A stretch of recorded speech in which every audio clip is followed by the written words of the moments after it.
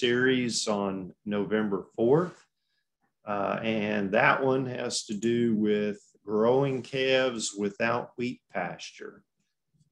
Hopefully those conditions have changed for some of you with the recent rains, but we anticipate that's still going to be a concern issue for quite a few producers throughout this coming winter. All right, so Dr. Biggs, Dr. Beck, anything else before we introduce our speakers? Good Not for me. All right, okay. Looks like we are recording. So our first speaker today is Dana Zook. Dana has been with us for how many years now in extension? Almost 8. Almost 8. Man, time flies. I remember first meeting Dana as a graduate student here at OSU, so it's hard to imagine. But anyway, Dana is from Nebraska. Her family is an alfalfa producing family, among other enterprises there in South Central Nebraska. Yes. And Dana has responsibility for supporting our extension educators in the kind of north central and northwestern part of Oklahoma.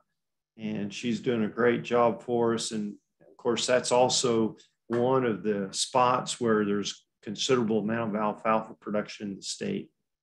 So Dana deals with this subject on a continuing basis and assists producers in that topic. So Dana, thanks for taking the time to pull this information together for us and join us today and share your knowledge on this topic. Thanks so much, Dave. Let me pull up my presentation here.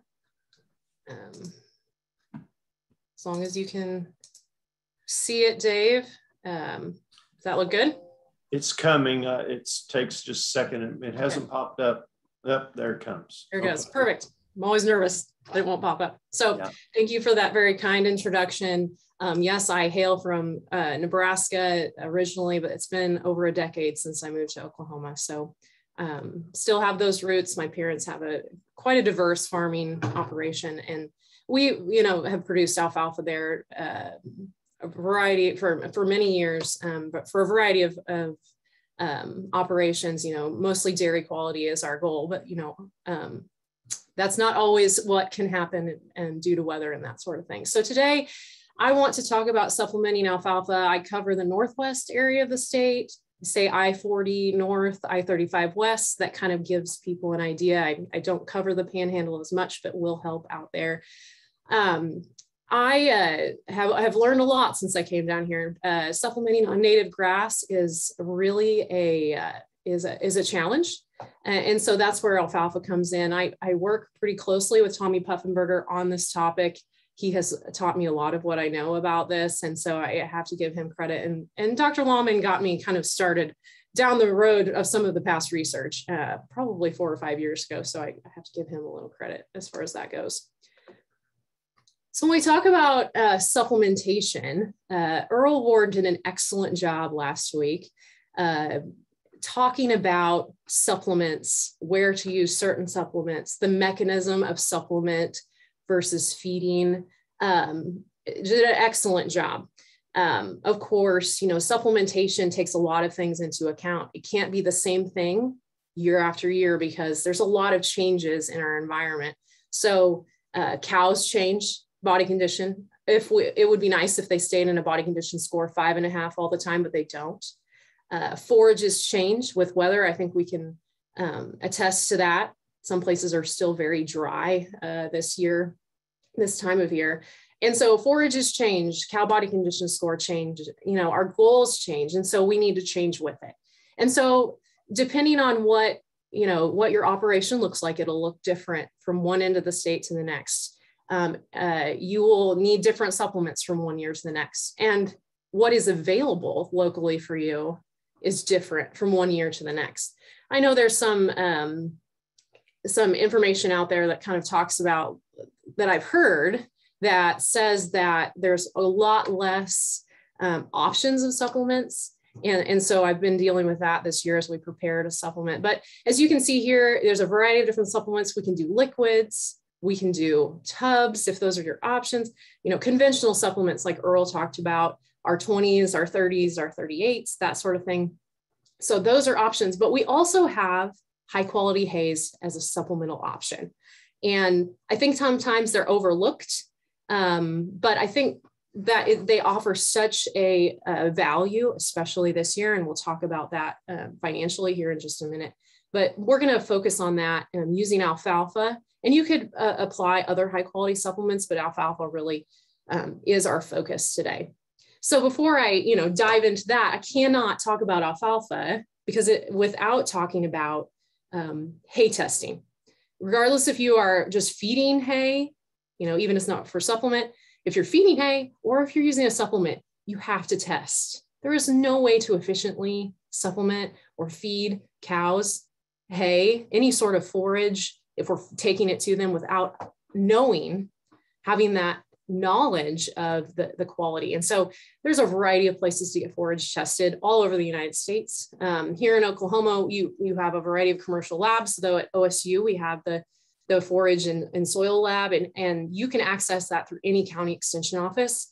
Get that tested for protein and energy, and it's minimal cost, $14. County extension educators can give you a guide on how to take the sample, and you can get that result back in 7 to 10 days usually. And so we have that service for producers. So pretty minimal cost to make a better plan for supplementation and for hay feeding throughout the wintertime. So alfalfa, it's a different type of supplement. We're not talking a cube here. We are talking, it's a forage. And so we have to treat it a little differently. In alfalfa, our premium feeding value is in the leaves. The stems have a nutrient content similar to grass hay. So if you think about the bale quality, our baling practice, we can kind of mess that up, can't we? If our hay is baled too dry, we can lose a lot of leaves. And if we catch it in the bale, but then we go out to feed it, if it's been just baled too dry, we can lose a lot of leaves in the 350 days that the wind blows here in Oklahoma. So you have to consider that. So if we're supplementing with alfalfa, it has to be a high quality. It has to have been baled right to get that full value out of it. And while good grass hay is valuable, it's not going to work as a supplement. Consider the feeding conditions, of course. Where will you be feeding? How you will feed it, what type of day is it? Those all make a difference when you supplement alfalfa. The other thing to think about is the equipment. I fully feel that if we're going to use alfalfa as a supplement, it needs to be rolled out in a way that cows can access it, just like our conventional supplements. We don't dump conventional supplements in one big pile. We drive along, or we spread them out, put them in a trough, or we put them on the ground. If we're going to supplement alfalfa, our best option would be to spread it out, roll it out. You don't need something fancy, but you need to be able to roll it out. I know that you can flake it off. That takes quite a bit more labor. It's not very enjoyable on a windy day. So it depends on what you're using, but you need to consider the equipment that you have. Some people already have this equipment for just general hay feeding, and so that's important. I do not believe that you can go out, just set a bale of alfalfa out for 50 cows and believe that they're all getting what they need. So consider that rolling out is a much better option. And that like other supplements, we don't want to feed them in the same place every time. Use it to your benefit to distribute the grazing within your operation. And then you're also kind of spreading, if you have some bales maybe that have some weeds or something, you're not just putting all that in one place, and the cows are not all just loafing and trampling down one area. So consider that. I mean, that goes along with many supplementation practices. So I feel like if we're going to talk about supplements and hay feed, hay supplementation, using hay as supplements, we've got to understand the round bale. And so I want to talk a little bit about our round bales here. We have about, in a 6-foot bale, we have about, in the outer 2 inches, about 11% of the volume in that bale. In the outer 4 inches, about 21%. So you have to understand, half of that bale isn't necessarily half rolled out. I mean, you can do I think it's geometry or whatever it takes to do that, but understand that a lot more hay is in the small outer edge of that. And when you're rolling it out, accuracy is so important. And so you have to kind of understand the anatomy of that bale and how that works. And so, you know, of course, if we are, you know, you have such an amount in the outside of that bale, that outside of that bale is subjected to the weather. I would assume that most producers on this call do not store their bales inside. And so this is just some information that Dr. Kevin Shinners out of the University of Wisconsin, he has talked about on this webinar about a year ago, but just very valuable tidbits of bale storage. Store it on a well-drained slight slope, northwest direction, so we take advantage of the prevailing winds. All of these tips are just moisture management applications. So you're trying to dry that bale out as much as possible, storing them in tight, butted up rows, but giving some space between those rows. Don't stack them, of course, allowing the sun to expose them at all angles, and then not storing them any place where there's shade. So shade and moisture can degrade that bale. So I thought it would be remiss if I didn't mention that. But the reality of a round bale is, as you can see by this picture, not all 6-foot balers create 6-foot bales and completely circular 6-foot bales. It does depend on the person that's baling, the baling conditions. I know a lot of people haven't been able to put up good quality hay this year due to the weather. It's been really difficult. This particular bale is a picture of one from our hay storage demonstration project that we have going on throughout the state, quite a few different locations in every corner of the state. This is a lower quality alfalfa with a lot of inert matter, a lot of weeds. It's a first cutting, which we would expect. First cutting of the year, first cutting for that crop. And so we expect there to be a little bit of weeds. That alfalfa plant has not completely established itself.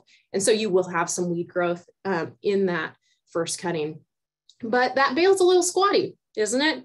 The height of that bale is just under 5 feet and about 6 foot wide. So that bale isn't going to roll off when you're feeding cows completely equal. You know, it's not going to be perfect. And so understanding how that hay comes off that bale is important. If that bale has been stored for a while, you know, does it come off more in chunks on the bottom? You know, all of those things make a huge difference.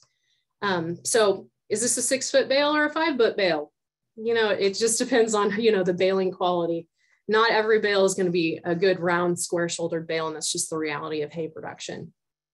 So like I said, with the reality of round bales and using them as a supplement for alfalfa as a supplement, we want a hay analysis, like I said, and paired with the knowledge of your bale weight is pretty important. If you don't know how much your bales weigh, then you can't really tell how much you're feeding, okay? So this is gonna take a little bit more time, a little bit more evaluation. Each cutting of hay will have different characteristics. Like I said, this hay, while it is not a supplemental hay, it's going to be quite a bit different with all that inner matter than maybe a second cutting, which would be higher quality. And so each lot should be treated differently. Each lot should be sampled separately. And I would say, as far as weight, I think you need to get some idea of how much each lot of hay weighs.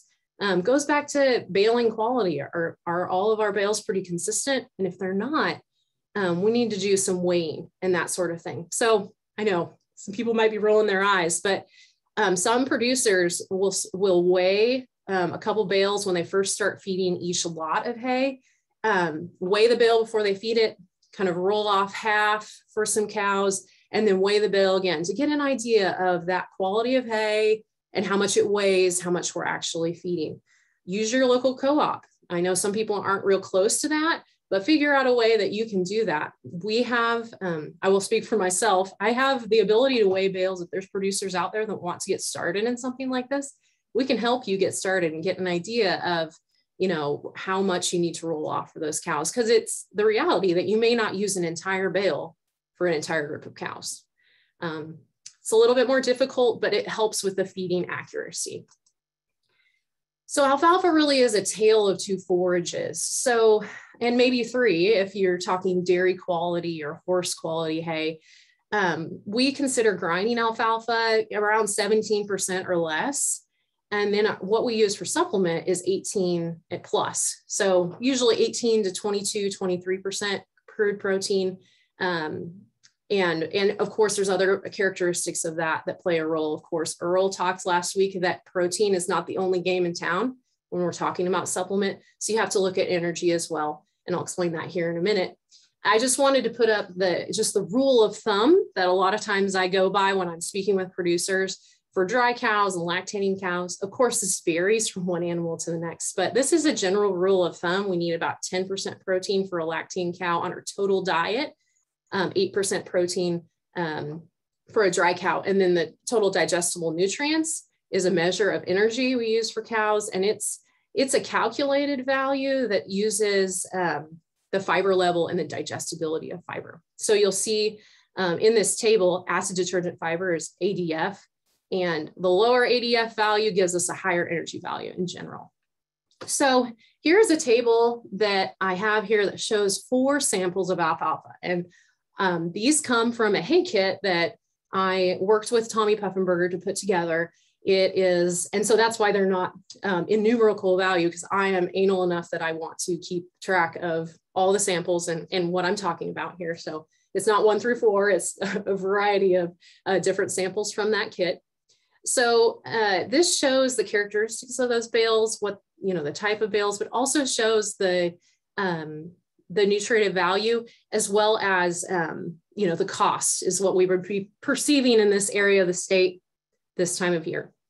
So the first 2 alfalfas, alfalfa number 10 and number 2, it is both a 15% alfalfa, but the TDN values are very different. And in my opinion, you won't be using this for supplementation, but definitely for feeding. These would have 2 different roles, in my opinion. Cows that needed to maybe recover some body condition, higher energy might take more advantage of that alfalfa number 10. Now, if we look at the bottom 2 alfalfas, alfalfa number 4 and number 9, we have, 19, just under 20% protein and almost 23% protein with good energy values in both of those. With that grinding alfalfa, I didn't mention, that's going to be run around 130 to 140 bucks a ton. That's what grinders pay for it. That's really kind of the going rate. And a recent, report from some local producers paid $180 a ton for this higher quality alfalfa, this 20%, we'll just call it 20% alfalfa. So it's really 2 different things. We have grinding alfalfa here and we have supplemental alfalfa, and they're totally different in how the cows use them, how they, change the behavior of cows, how ranchers, producers will use them. So I would be remiss if I didn't mention the vitamin A content in alfalfa.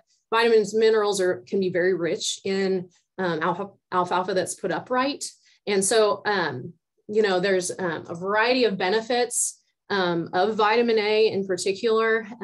Of course, it's important for skin and hoof tissue maintenance and eye health. Those are the things we think about, preventing some foot issues or pink eye, helping prevent those things. All those things can, change with other factors. But we see deficiency a lot of times, at least in this area of the state, those mysterious reproductive problems. I've got a lot of vets in this area of the state that feel that our lack of vitamin A for our beef cows really causes some of the reproductive issues that we've seen. And so that we need to look into further, but we do see quite a few deficiencies when we supplement. And so I would say this source here down at the bottom, supplement vitamin A to beef cattle, it's an excellent source. It's an OSU paper done by my counterpart, Brian Frecking and Dr. Lahman, just an excellent fact sheet that talks all about this. So we get vitamin A, or cattle obtain vitamin A through beta carotene, through the transition of beta carotene through vitamin A in the rumen, and it comes from green growing forages. High quality new crop hays have a rich source of that, get them from mineral supplements. And then when we get it from conventional supplements, and I'll show you that here in a minute, when we don't have that green growing forage, that natural source of vitamin A is not there. And so we need to supplement for it. Cows will store vitamin A in their liver. for a period of time, but it's not something we can rely on throughout the supplemental dormant season.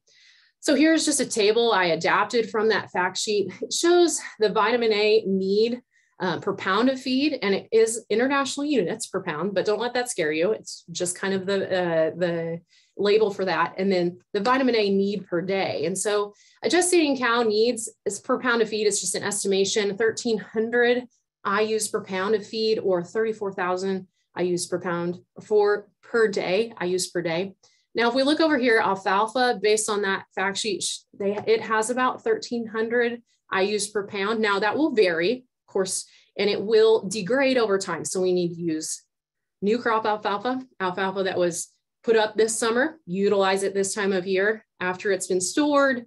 A lot of research from what I've looked at in this past week shows that, by 4 months, we really have degraded that type of that vitamin A source in that alfalfa over time, especially if it's stored outside. So if you're using it for that purpose, consider using it up pretty quickly, and then look to another source of vitamin A later in the season. So locally sourced cubes, a local source has about 10,000 IUs per pound of feed dry matter. That's a significant source. And so sometimes you may be overfeeding if you're utilizing alfalfa cubes at the same time. So consider that. With the cost of vitamin A, it has been pretty expensive in the past. You might be able to vary that if you're using alfalfa. Just something to think about, and really talk to your nutritionist if you're curious about that. So I wanted to talk about just one research study that I just really felt like spoke to producers that have native grass pastures and are supplementing on native grass. This study out of Kansas State is in '94. It's an older study, but I was still alive at that time. But cows, it looked at cows, 1,100 pound cows, so smaller cows on dormant range, supplemented with alfalfa. And this is tall grass prairie in southeast Kansas. The alfalfa quality for all the treatments was around 20%, 19.4% protein, moderate fiber level. And then they supplemented 3 levels, one of 3 levels, split the cows up and supplemented at about 5.2 pounds a day, just under 8 pounds per day, or 10.5. Okay, so quite different levels in that. They looked at a variety of different things, a variety of different parameters, and I pulled some out, but it's just a fascinating paper that looked at that. But some things that stuck out to me were conception rate. They were fed that supplemental alfalfa prepartum, so before they had calves, and then they all went on a similar diet after calving, fed it for about 100 days. And so conception rates following calving were unaffected by alfalfa supplementation, but the interval to conception was reduced with higher levels of alfalfa. Now, they talked about it in the paper, but we see with higher levels of alfalfa, they had better body condition scores. And so we see that from research. Research tells us that cows in higher body conditions will conceive quicker after calving. And so that was shown in this paper. And what I felt was also very interesting was weaning weights of calves were greatest from cows receiving the highest levels. So as they increased the supplemental alfalfa, the calves were heavier at weaning, even later on. So it goes to the value of that and supplying calves with the proper nutrition if the cows are in higher body condition. So just very interesting study.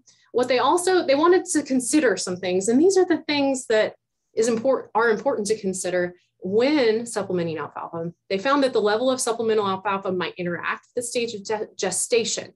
So in general, there's a decreasing rumen capacity in later stages of gestation because of the size of that calf. So the rumen, volume that they can consume is much less.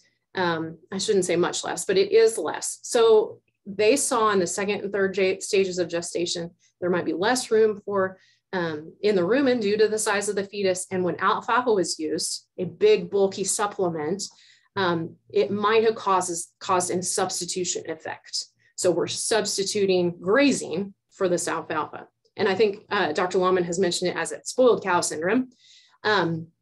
But later stages of gestation, if you're feeding on daily, that you could be with those bulky feeds, you could really be causing them to just reduce their natural grazing. So that's one thing to think about. So from Northwest Oklahoma producers, they have not seen this, but I don't know a lot of people who supplement alfalfa every day. They're doing it every other day or every third day. And so they don't notice necessarily cows waiting at the fence for you to come feed them more alfalfa, especially when they're feeding that. It is the reality that some producers feed every third day. If you're feeding 10 pounds of alfalfa, you will feed 30 pounds per head on every third day. And that's a lot. And I don't know the research, how it says, how to describe what that would do, but the producers that I work with do not see an impact on grazing. It might impact the grazing that day, but they go back to grazing, of course, 30 pounds of alfalfa, that would fill them up, but they go back to grazing on the alternating days and really don't see the spoiled cow syndrome issue that can come along with that. So let's just wrap up with a supplementation example. So Earl talked about this last week, gave us a good baseline to talk about it. So when I'm doing a little sit down with the producer, we talk about supplemental need this time of year. I want to look at the cow's nutrient requirements, what stage of production they're in, and what forage base you have.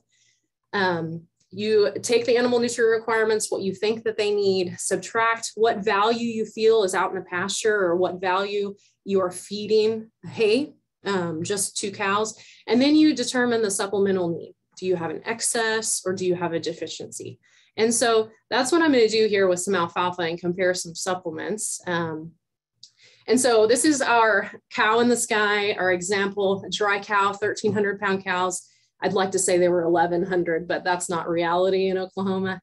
A 1,300 pound February calving cow on native range. I think the consumption rate I have on here is a little bit high, but we're going to go with it. Native range this time of year, 5% protein, quite low energy. And so what we see here is cows require this time of year and this stage of gestation 2.3 pounds of protein. And we're identifying that this is our need. This protein is our need on this pretend cow we're looking at, or this pretend herd.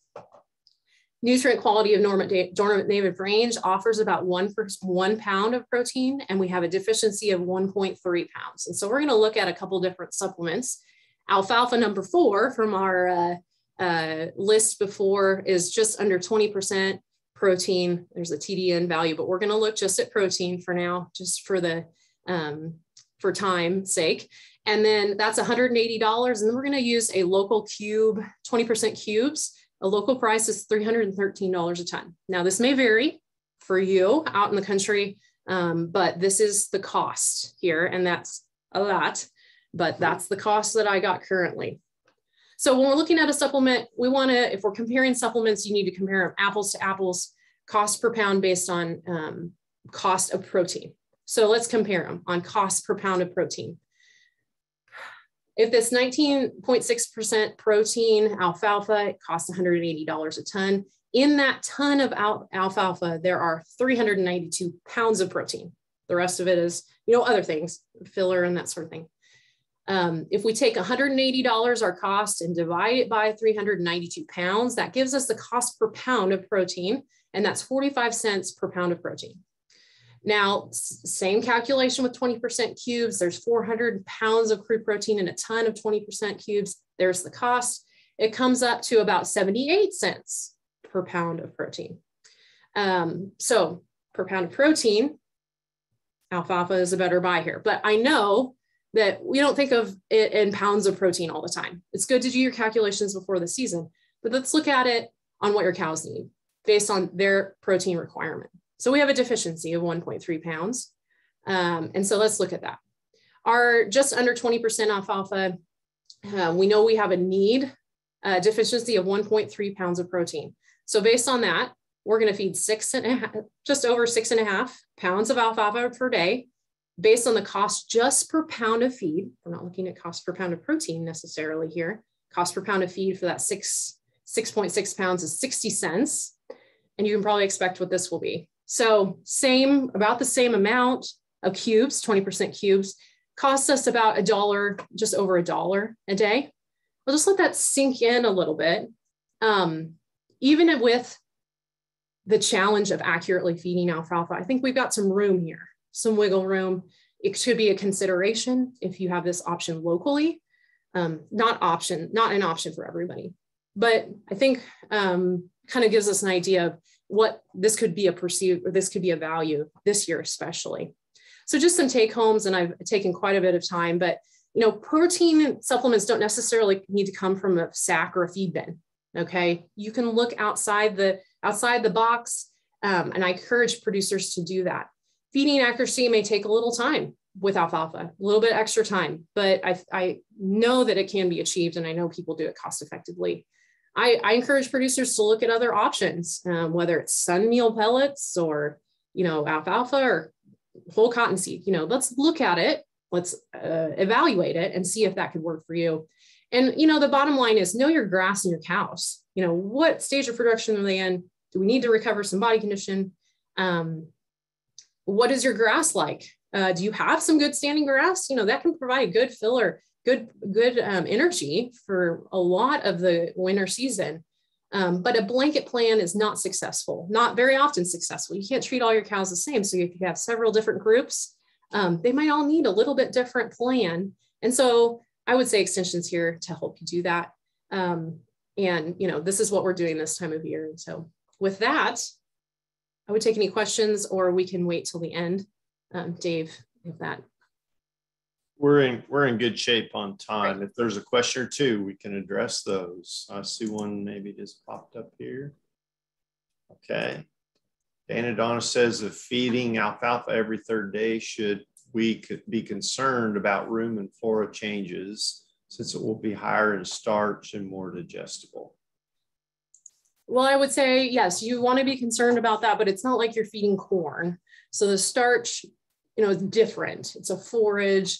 Yeah, it is going to change it, though I feel like we still get that nitrogen recycling. And, for that whole system to work, I would say, as far as forage goes, and this isn't the exact same thing, but if you're using wheat pasture as a supplement, they're going to go out and eat a ton of wheat pasture. Well, that's different than alfalfa, but every third day, Dave, right? How much do they eat on, cows eat? Do they eat like 1.25% of body weight of wheat in a 3-hour period? In 3 or 4 hours. Yeah, so that's pretty significant too. And I guess I'll punt that to you, Dave. Do you feel like that's a pretty big swing for the microflora of the rumen to provide like a rich supplement like alfalfa or wheat or something like that, and then let them off for 2 days and come back on? No, I mean, you probably do get some changes there in the short term, but I'm on board with your comment there, Dana, that over a week span, some of the starch digesting microbes might increase a little bit on day 2, but it will be a minor amount. And we're talking here about a forage source that has a little bit of cell solubles that would be, that would present themselves to the microbes, and much like a starch molecule. But that's a pretty small amount of the diet still, even in alfalfa hay, the day you feed 30 pounds. Yeah. Right? So I think it is probably not an issue. And the research literature says that it still works well. So I think it's not a very big issue if it is an issue. The other thing I'll just say, Dana, right quick, I don't mean to take up your time, but the other thing is that when protein is adequate, the concern about starch interference with forage digestibility is dramatically reduced. Very good point. The problem with starch or starch-like feeds is when you have marginal amount of digestible protein, then it gets to be an issue. Very, very good point. Much more on the ruminology side. You're better at that than I am. Well, let me just say that don't hesitate to type in questions if you have those. Feel free. We've got plenty of time to address them. So, Dana, we'll have more questions for you here in just just a few minutes, we'll have a little Q&A session.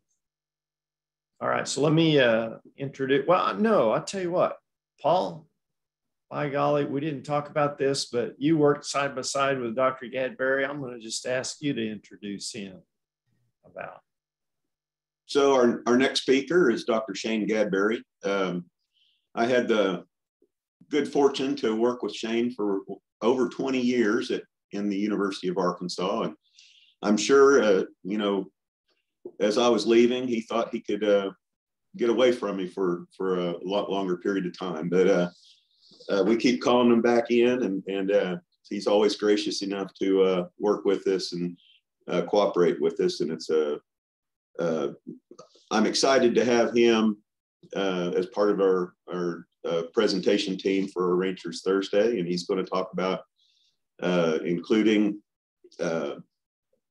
feed additives in our supplementation program. Shane.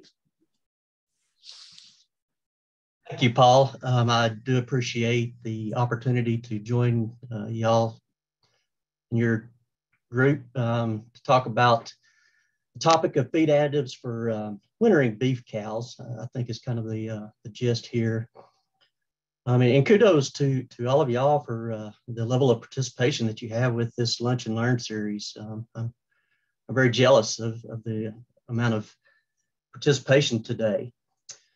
Let's get started by first, let's think about, well, what is an additive? And given the opportunity to talk on this topic allowed me to go back and refresh my thoughts and review some literature in this area. And so I started with, what exactly is an additive? And there's sort of that two-level of definition.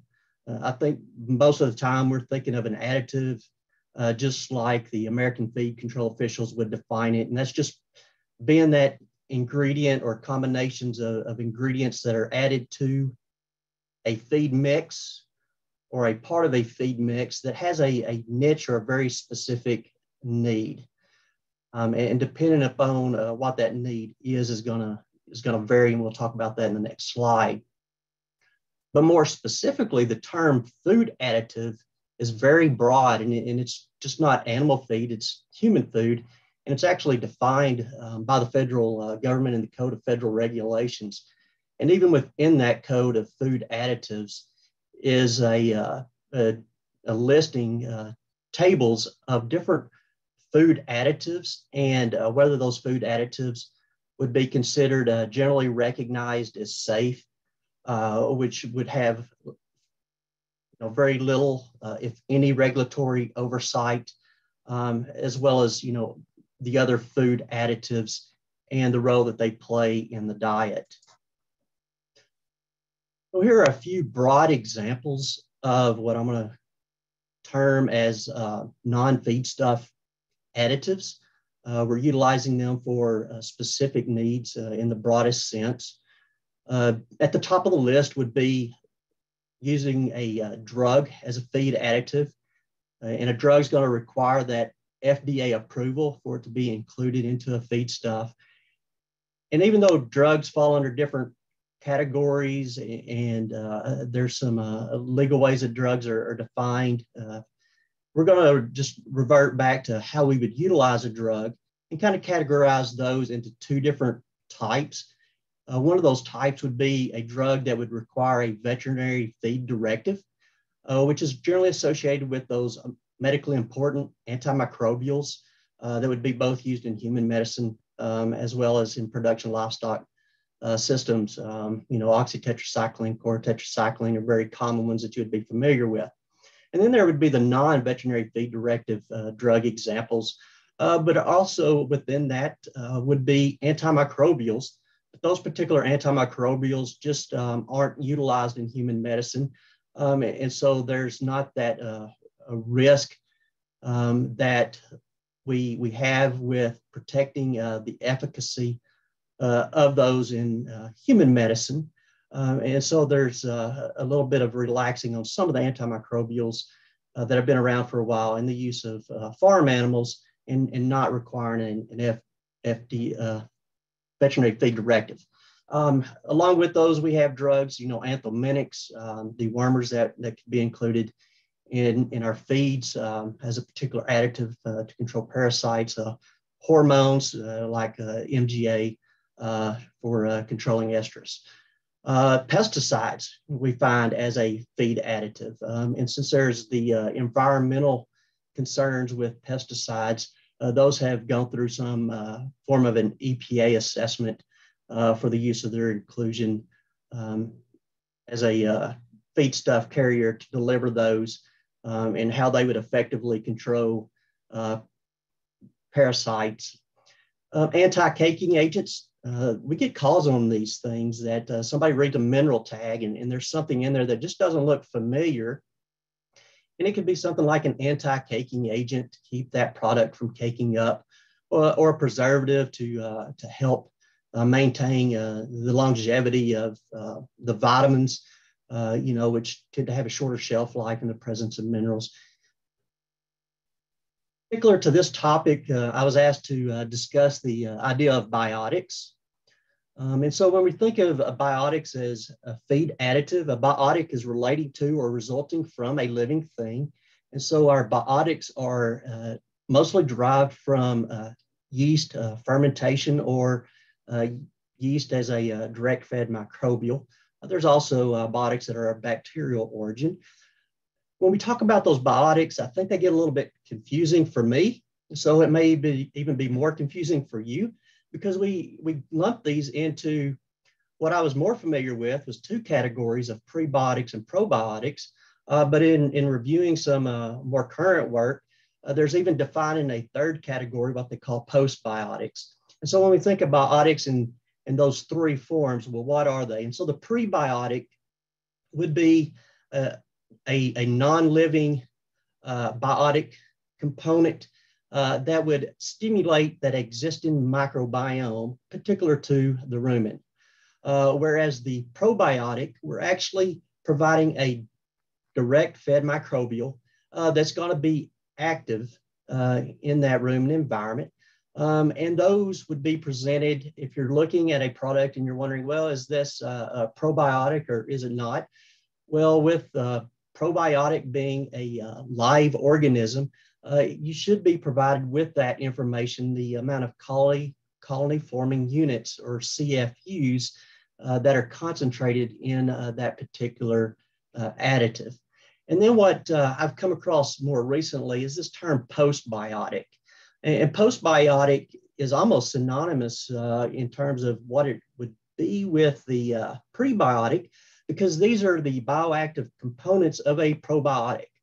And so, for example, let's say we have a living yeast, and within that living yeast, a prebiotic postbiotic may actually just be the yeast cell wall. And so it's not the yeast organism in its living entirety, but it's been dried, been frozen. It's not active. It's been manipulated to where maybe it's just only a cell wall component. And so what I've come across of recent is that those postbiotics, some of the influences that we're seeing with these biotics that are non-living, if there's beneficial effects at the intestinal level versus the ruminal level, then they tend to shift discussion of those toward the postbiotics and intestinal health. And even of more recent, probably in the animal science arena, there's quite a bit of research in biotics, but in the past 10 years, there's been an interest in phytochemicals as well, especially as we look at things like methane mitigation. And so what is phyto? Phyto means plant. And this also coincides a lot of times with the discussion of functional foods. And so you may read that term or hear that term in human medicine as or human food science as a functional food, but it's also being used in pet and livestock feed discussions. And so a phytochemical as a functional food would mean that it has a benefit beyond its nutritional contribution. So it's outside of just that protein supply or that energy supply. There's a chemical component of it that might have some benefit to the animal or to the ecosystem, the environment. So an example of a few of those would be phytochemicals that would be oil-based. In literature and in discussions in messaging, a lot of times these are called essential oils. This is really bad terminology because for the livestock animal, these oils aren't essential.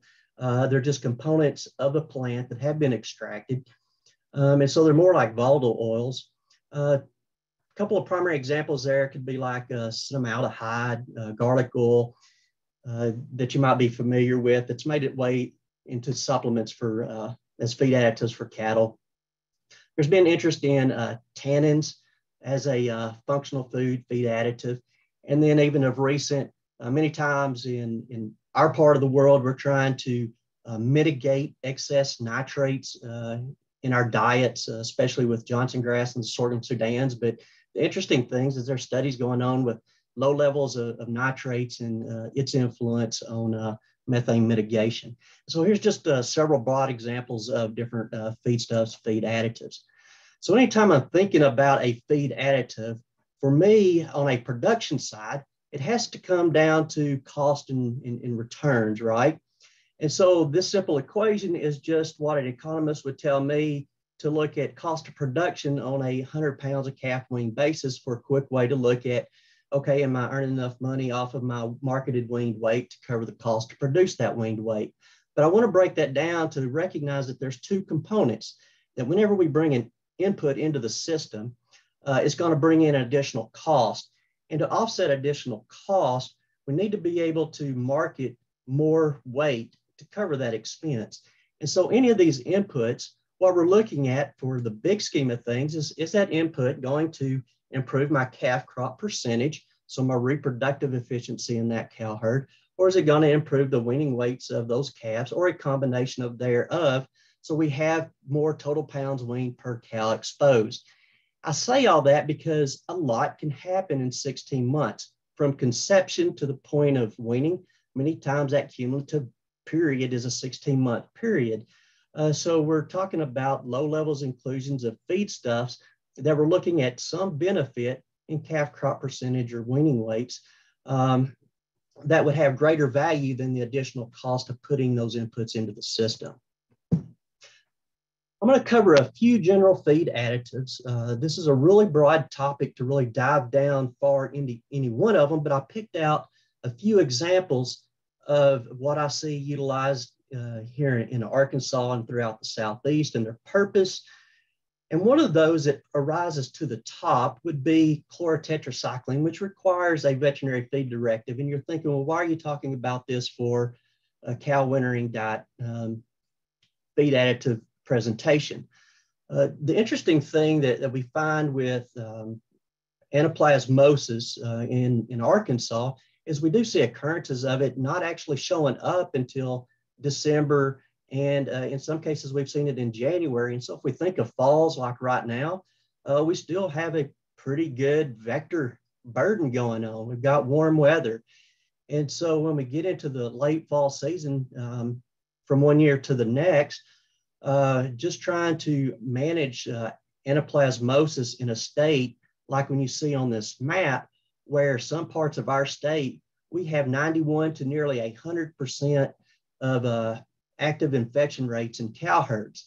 Even when we get up into our Ozark Mountain regions, we'll see a 31 to 40% infection rates in tested herds.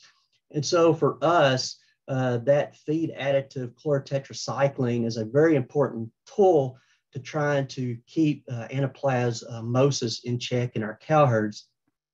And so in doing so, we have to make sure that we are managing that far enough into autumn and early winter to try to prevent any of those, 6 to 8 week later responses to anaplasmosis after exposure. Second to using chlorotetracycline as a medicated feed additive, probably the second most common one I seem to come across would be feed additives to try to control flies. And within that, with fly control, how does that fit into a winter feeding beef cow talk? I think it really fits into a winter feeding beef cow talk from the perspective that for these things to be effective, probably the most common one we're seeing across our state would be the insect growth regulator, imethaprin. Visiting with our parasitologist here in the state that's done demonstrations with different configurations of self-fed supplements containing S-methoprene, that you really had to start it in advance of the vector season. So these things are become important at the end of that winter feeding system for cows, where we're starting stuff like fly control decisions early enough in our feed additive management thoughts and planning. The challenge that we see with utilizing something like S-methoprene in the most common form of delivery, a mineral supplement, is it's just highly variable on the types of responses that we see with these type of products as a feed additive. And it sort of comes back to the point of a uniform supplement intake within the herd and the effect of neighboring herds and how well they're controlling flies. Situations where we see really good fly control with a parasiticide horn fly control feed additive would be a situation where you have really good uniform feed supplement intake in a cow herd and a pretty isolated cow herd. Outside of that, we see situations where we might get a little bit of a fly depression, but we're purchasing product without very effective fly control. So we know that S-methoprene is an effective compound at disrupting that horn fly larval development.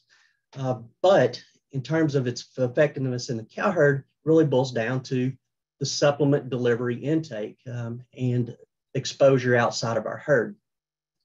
This brings me to another interesting point with feed additives for fly control. When I gave my list of different examples of feedstuff feed additives, that on the end was the phytochemicals. And so when the industry started looking at phytochemicals as alternatives to medicated feed additives, and they started making their way out into production, some of the feedback that producers were providing was that, they felt like in some instances that they were getting some fly control benefit from the use of these essential oils and the presence of things like garlic oil in that supplement. From I guess my basic knowledge, I'm only really familiar with one study by Philippe Moriel. He's down in Florida, where he looked at Senegar supplementation, which is cinnamaldehyde and garlic oil in a medicated or in a feed additive supplement. And in 2018, he had reported observations where this was utilized in a short-term cow-calf study, and then followed up with a replacer heifer development study with the weaned calves, and then a kind of a stocker steer kind of project. And the gist of that, without giving all the detail, was there's mixed observations for their effectiveness to reduce the fly burden on those cows. So in one study with a set of animals, he observed some pretty good levels of fly control with the Senegar present as a feed additive. But in the other studies in that report, he did not observe a very good fly control. And so when we start thinking about utilizing feed additives for fly control, I think you really, focus on using the products that are designed for fly control and then planning how they could be utilized effectively in your cow herd. The next one on my list is Moninson or Rumensin that we're all familiar with, for just a typical product trade name. This one became, I think, really interested among cattle producers, at least here in Arkansas and most likely in Oklahoma and Texas, probably around that 2010, 11, and 12 timeframe, when the South Central United States was experiencing extreme to severe drought. And so what forages that we were utilizing, we were wanting to get the most efficiency out of those forages that we could. And so we were starting to get a lot of questions about the inclusion of Moninson as a medicated feed additive in supplements for mature beef cows. It is convenient that Moninson is the only ionophore that is approved for mature beef cows. There are other ionophore options available for growing replacement heifers, of which Moninson is also approved for improvement of weight gain. This table illustrates a meta-analysis generalized summary for Moninson included in the diets of heifers and cows. So this data set was pulled together by Dr. Lahman and student Michaela Moore there at Oklahoma State. Pulled together all the studies that could be found for heifers and cows. And so when we look at the general trends of the influence of Moninson in those diets for those cattle, then on the heifer side, just like Moninson is approved for, there was that improvement in average daily gain. But the nice thing is that with that, there also came a reduction in the age of puberty, an increase in the percentage of heifers that were cycling by first breeding. But when you pulled all that data together and looked at the cumulative effects of artificial insemination pregnancy rate and overall pregnancy rate, those were unchanged from those negative controls. Comparatively, when we look at the effects of Moninson in the diet on the cows and reported studies, in those reported studies, there was an increase in calf birth weight. Nothing was reported that birth weight increase, was going to lead to any kind of a dystocia issue. If we think about it, Moninson is helping partition energy, more energy available for the cow, more energy available for the fetus. So there is that slight bump in calf birth weight, but no dystocia effect there, slight bump in milk production, reduction in days to first estrus, but overall looking at that AI and overall pregnancy rates, comparing the Moninson to a negative control, unchanged. And so there is opportunities there when we start thinking about winter feeding and trying to get the most out of our forages. We recognize that this product, it does not require a veterinary feed directive to utilize this product. When we start thinking about cows, most of the time our hay is marginal relative to dry and lactating cow requirements. And so we're having to supplement anyway. So if we are supplementing, it's very easy to go ahead and include the addition of a medicated feed additive Moninson in that supplement, which can provide some production benefits. My thought on biotics, this is the little bit challenging area. So when we start looking at the biotics research, and that's, being that derived from a living organism, yeast, bacteria, and utilizing those as feed additives, most of that research tends to focus on the beef cattle side with that growing or finishing beef animal. As far as mature cows, more of that work is focused on the dairy industry.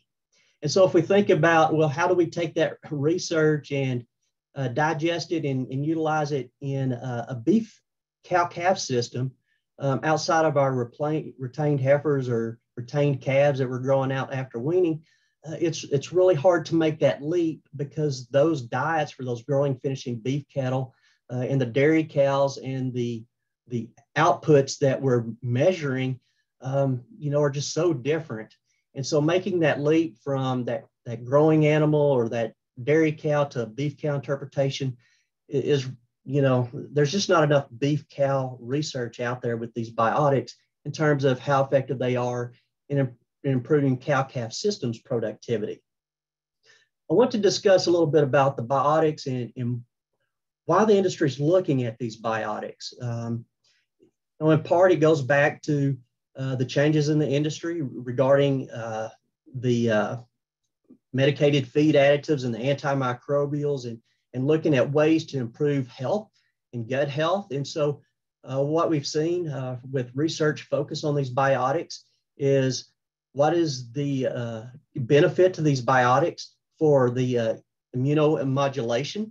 There's a lot of human medicine research interest in this area by having that healthy microbiome in the gut and its influences on our overall health or the livestock's overall health. And so immunomodulation, Does it help reduce bovine respiratory disease or other immunological related diseases? Then in a cow-calf system, what would be really beneficial would be that nutrient utilization, just like we discussed with the beneficial effects with Moninson. So with the biotics, either providing a prebiotic that provides beneficial nutrients to that microbiome of the rumen, or providing live yeast into that rumen, how does that help overall nutrient utilization? And we do see studies where some of these strains of microbiotic or biomes that we're providing yeast as a supplement into respond positively with improved forage digestion. There's been some discussion about maybe part of the beneficial effects of these yeast is just simply due to the fact that they're aerobic. They don't really belong in the rumen, and so they're oxygen scavengers. And so helping kind of maintain a very anaerobic environment by scavenging oxygen in that rumen has that beneficial effect for the remaining microbes that are utilizing the nutrients and digesting those forages, as they form those biofilms around those feedstuffs.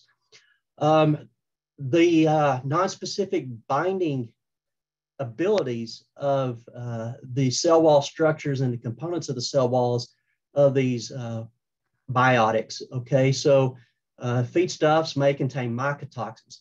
If you've got fescue, you're exposed to mycotoxins every day, with the ergovaline and other ergot alkaloids.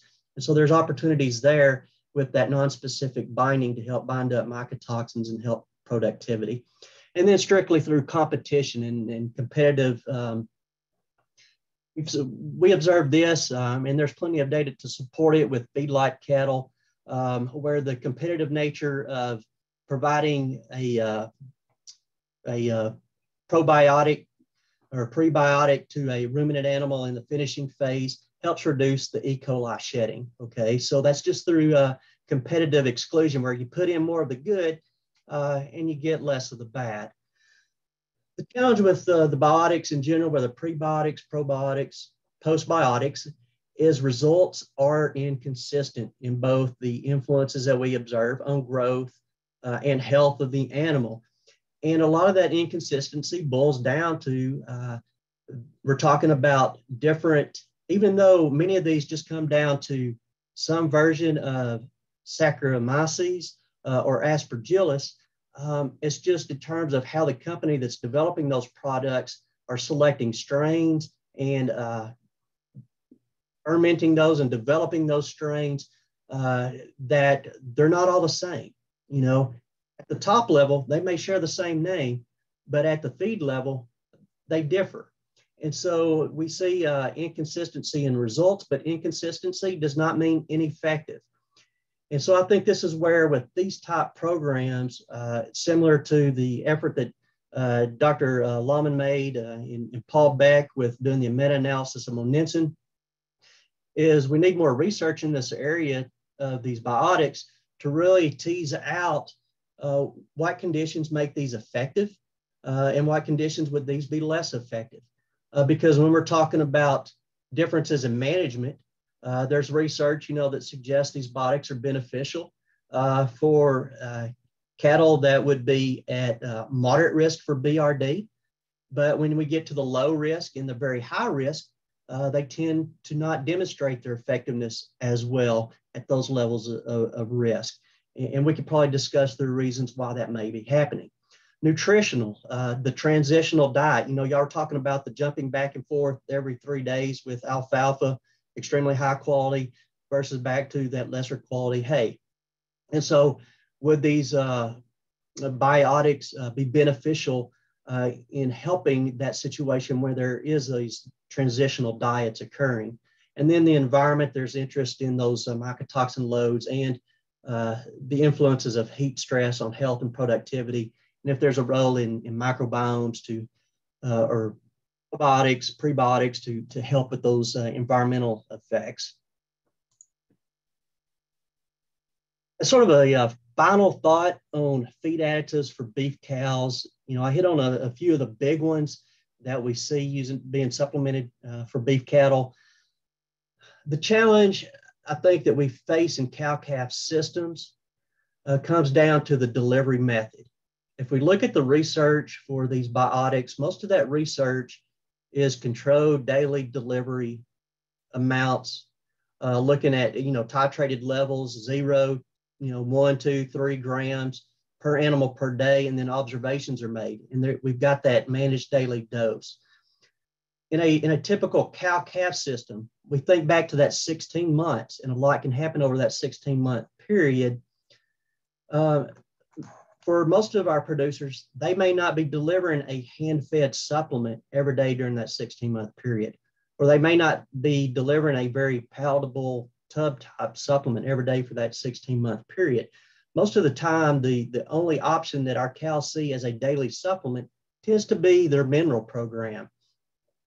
And we see many of our feed additives being provided to beef cows through their mineral supplement. And so I've got a table here and also a graph here to really, share the idea that, the mineral supplements just are a very challenging way to deliver feed additives and expect that feed additive to be highly effective in a cow herd. So that top figure shows 4 seasons of mineral consumption over a 4-year period for a demonstration herd, where that blue bar shows that, on average across each of those seasons, that we were very close to the expected intake for that mineral of about 1/4 pound per cow per day.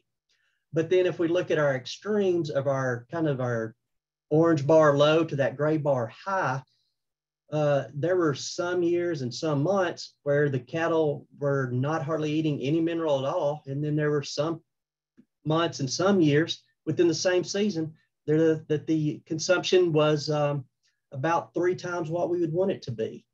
And so mineral intake makes it very challenging in a free choice setting to be an effective way to provide feed additives.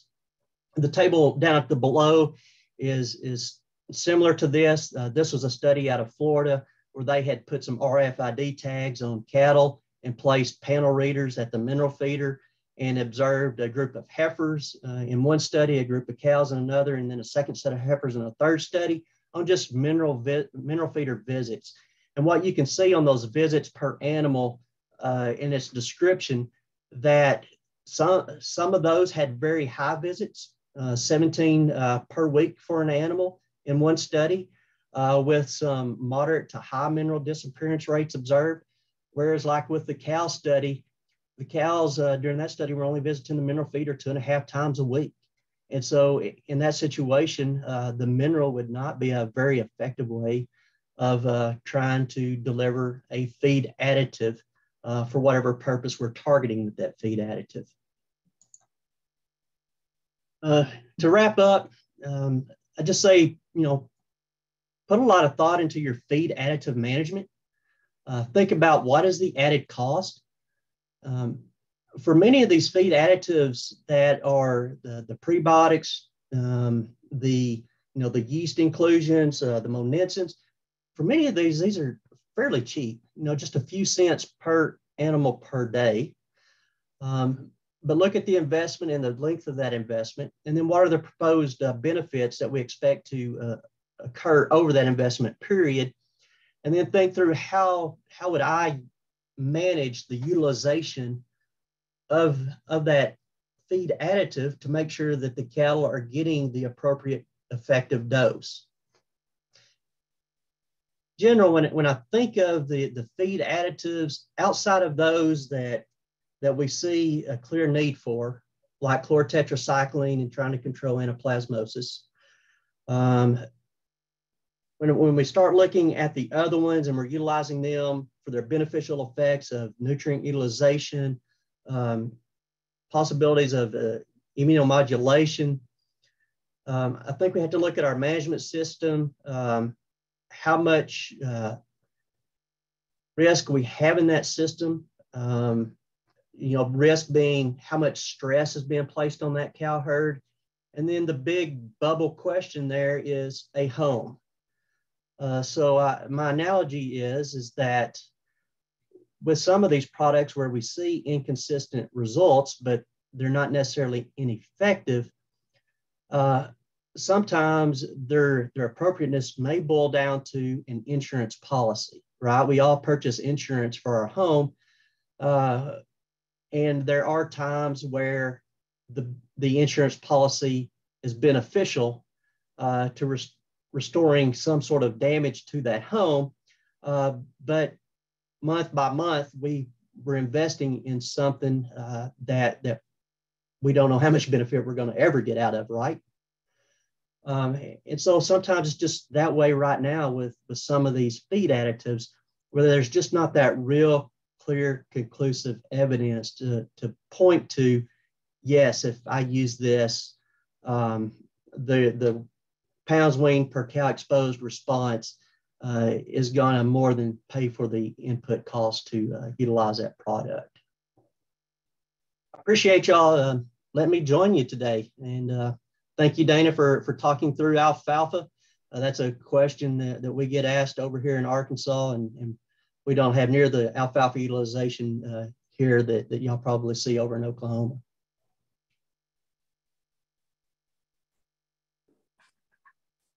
Excellent. Very good. Thank you, Dr. Gadberry. So again, let me just encourage folks to type in a question right quick if you've got one. Oh, there comes the poll. So if you don't mind, take a minute. And I think there's only 4 questions there, so it shouldn't take you but just a couple minutes to fill out that poll if you don't mind. We do have a question for Dr. Gadberry. It says, what stage and length of time would you recommend feeding Moninson for cows? Yeah, that is a good question. Dave collected all the data on that, and I was trying to think through the effectiveness all the way through that weaned calf stage. Did we see anything there? You know, obviously to me, that winter feeding period, when we could get more benefit out of the nutrition that we're providing, where it also corresponds into improvements in milking ability, right? Some improvements in nutrient utilization. So, you know, winter feeding period, you know, if you read the mixing feeding instructions for Moninson, it's, you know, 1 pound of feed. So we're supplementing cows during winter. So my thoughts are, you know, is that if I'm supplementing cows through the winter on hay, feeding that at least up into possibly through the time of breeding may make sense.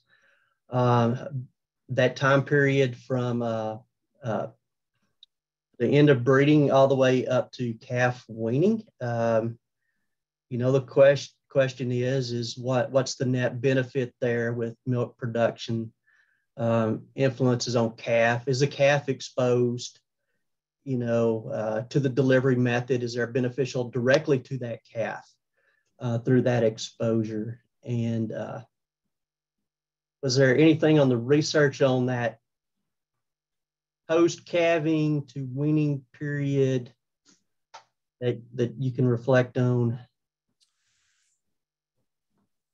You know, I think, well, one thing you didn't mention, Dr. Gadberry, was the reduction in forage intake, which was significant. As I recall, there was only like 6 experiments, so very limited data.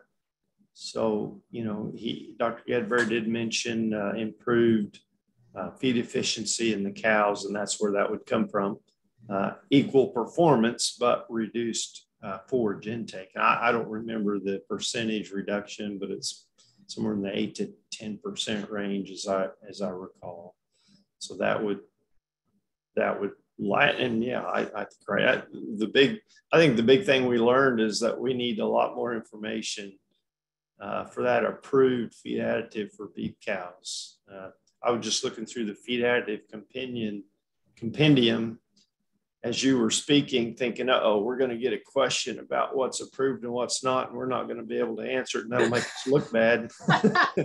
So I was scrounging through the Feed Additive compendium, and there's page after page after page of clearances for those feed additives for poultry and turkeys.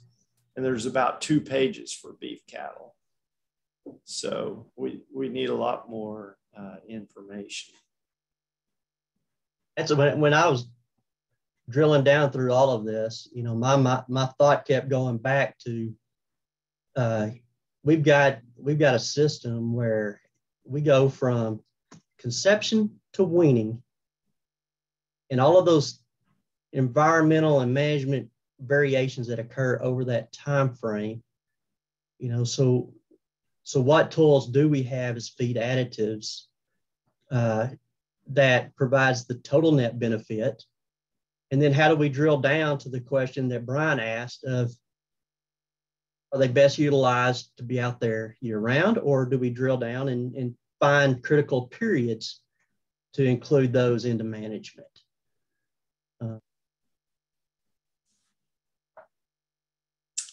Well, the other thing that I realized and sort of just came back to the top of my mind as I was scrounging through the Feed Additive compendium is that it does have a clearance for coccidiosis control in cows. And so, Dr. Biggs, that would be a pretty good reason to utilize it in a cow operation if you have that concern, and if the cost is moderate, you're already supplementing, like Dr. Gadberry mentioned. Maybe it costs 2, 3, 4, 5 cents a day to get the feed company to incorporate it into your supplement. So that alone may justify that additional cost. I don't know. As well as the benefits relative to reduced forage intake, increased milk production, and so on. I think our challenge for us is just the carrier. So time periods where, how are we going to provide a carrier? Is it required a pound of supplement in the case of Moninson or any other product? What's our carrier, and the added cost of that carrier? So once we hit spring in Arkansas, if all the conditions are right, our forage quality pretty much dictates that we've got ample protein and energy. Yeah. Forage availability might become our biggest concern until we hit our hay feeding season. Dana, I have a question for you. Seems like probably up there in your part of our state and in other parts of the country, big square bales are a lot more predominant than round bales that we see here in central and eastern Oklahoma. How are producers using big squares, and how do they deliver a specific amount? If it's not a full big square bale, how do they deliver that? How are they doing that? What's the logistics, I guess?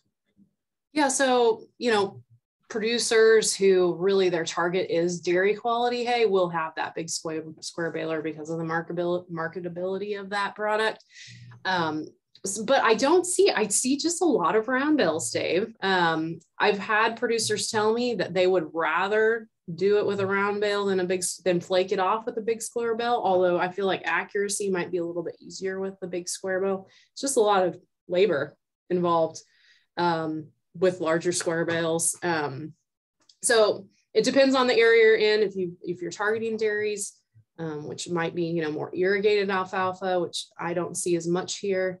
You will have those big squares, not as prominent from what I've seen for beef cows, unless it's just, that they weren't able to reach the target. But yeah, you just had to flake it off, and that can be challenging too. Okay. Dr. Biggs, Dr. Beck, any comment on our poll results or any other thing you'd like to add? I have closed out the poll, Dr. Lawman. I'm going to go ahead and share those results. Okay. think, are they showing up on your end yet? Okay, perfect. I think everybody's probably had a chance to look at those, and they kind of aligned with what maybe we expected at the beginning of the session, or at least what I did. I guess I should ask the panel what they kind of thought.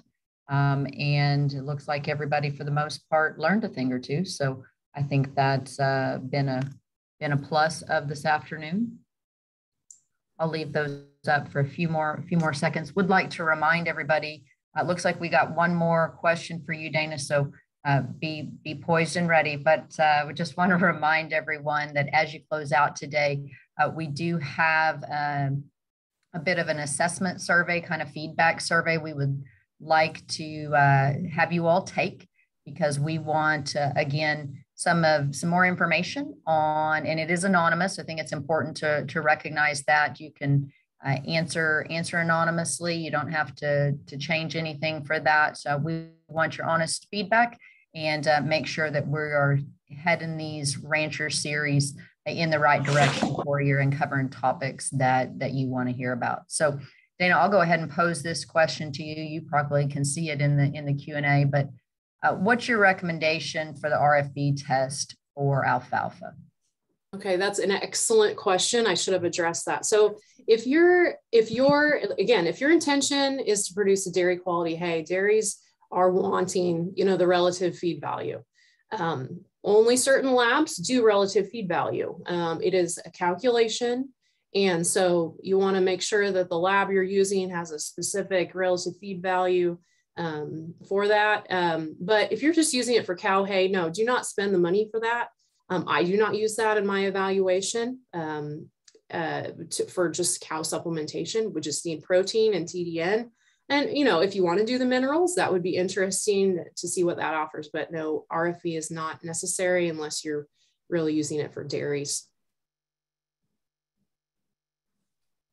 Good question. Great question. Dr. Lawman, I'm not seeing anything else in the chat or the Q&A at this point. Very good. Well, we're beyond our time here, so we want to thank you again for joining us today. Hope you'll join us next week. We'll have a really, I think, very interesting lineup with Brian Frecking talking about minimizing hay waste, and then two ranchers, Justin Barr and Weston Givens, are going to be visiting with us about their system and how they go about wintering cows with only a supplement, no hay fed in their program. So that'll be really interesting. Hope to see you next week. Thank you. And hope you have a good weekend. Go Cowboys, beat Iowa State.